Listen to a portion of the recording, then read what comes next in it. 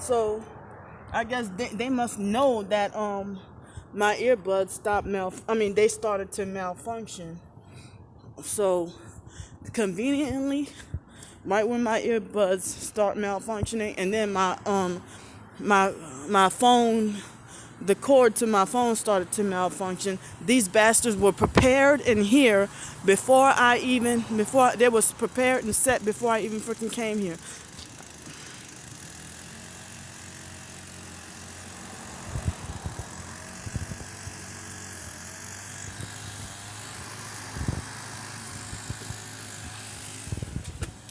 Excuse me.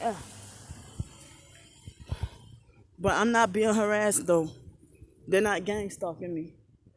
And look, they have other people watching over here. They just gave me an all around bad day.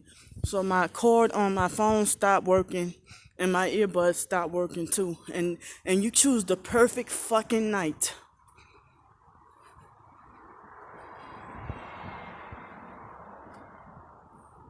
Now they want to stop. That's a lady.